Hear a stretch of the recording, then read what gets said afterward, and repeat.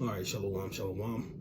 First and foremost, I want to give all honor, glory, and praises due to Yahweh, Ba'ashem, Yahawashi, Ba'ashem Rakakwadash. Also want to give double honor to the elders and apostles at Great Millstone who teaching this truth in sincerity and also who will well. Peace and salutations to the hopeful elect that scattered four corners of the earth. You know, it's you so-called Negroes, Latinos, Hispanics, and Native American Indians.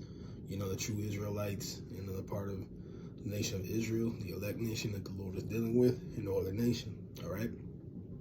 So, you know, I just also wanted to just actually, I know this was a homework assignment, but also I just want to also do a video on it, you know, just to show growth, because, you know, you'll find more scriptures just to, you know, build you up and also have a stronger foundation, you know.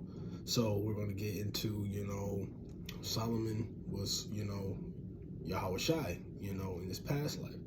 All right. So the first book that I want to get into was Matthew, the first chapter, and from the top. All right. And also, it also gets into reincarnation, which is also biblical, man. And the churches teaches you that, you know, you die, you either go to heaven or heaven, but that's not how it goes. All right, you come back every 3 to 4 generations, or whenever the Lord allows you to come back. All right. So this is Matthew 1:1, and it reads, "The book of the generations of Yahawashi, the son of David and the son of Abraham." All right, because when you look at the lineage, you know, he was Adam, he was Isaac, he was King Solomon, and he was also Melchizedek. But right now we're getting into Solomon. All right, so let's break that down. It says the book of the generation of Yahawashi. All right, now the word I was looking at was generation, and then you gotta look up your words. So, you know, I went to the Strongs, and it got into the word Genesis, you know, and to simplify it, it got into basically lineage or a ancestry. So it was basically showing you, you know, who Yahawashi came back in his past life. All right. And it says the son of David and the son of Abraham. Okay. So who was the son of David? You know, it was Solomon.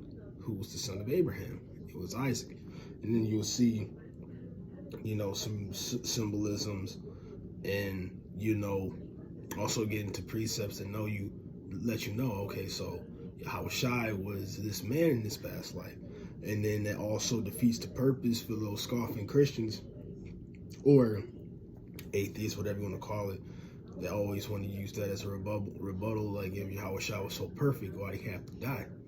Because he had to pay for his sins, what he did, even though he paid and took on the sins of, you know, Israel, he had to take on the sins of his past life as Solomon.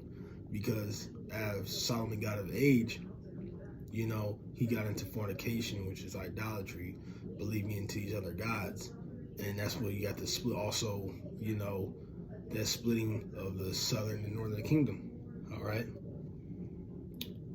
And then the son of Abraham, which was Isaac. But that'll be another, you know, lesson. But we're just getting into Solomon. Okay.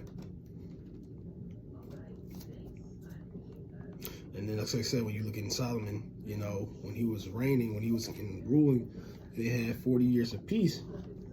All right. And then when you look that up, you know, get into Hebrews, the 7th chapter. And let's grab it. That's why you gotta look up these names. Like I said, when you look up Yahawashi's name, and Yah means he, and Hawashi means deliver, or be deliverers, or salvation. Slakia. You know, it's Hebrews 7:2. There we go. All right, so this is Hebrews 7:2, and it says, "To whom also Abraham gave 10th part of all, first being the interpretation, king of righteousness, and after the king of Salem. And when you look at the king of Salem, that's letting you know it was Melchizedek. All right. And when you get into the king of peace, when you look up what Solomon means, it means peace. And he was King Solomon, the king of peace. All right. So that you know that, you just see the characteristics of Yahawashi, man. King Solomon had all wisdom. All right.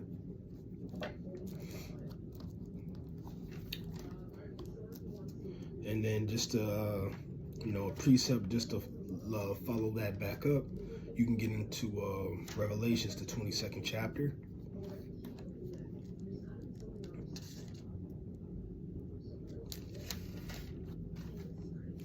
And the 16th verse.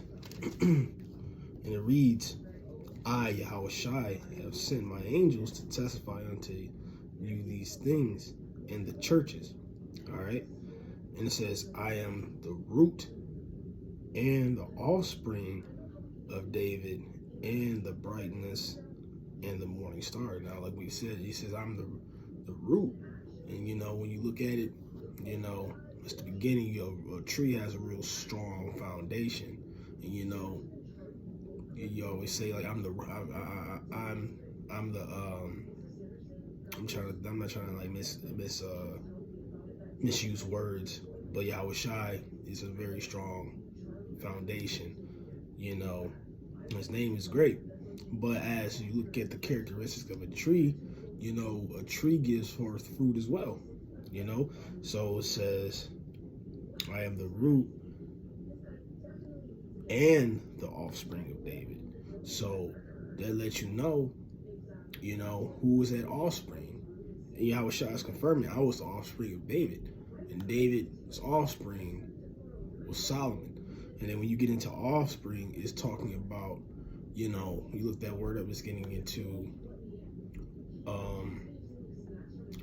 a child,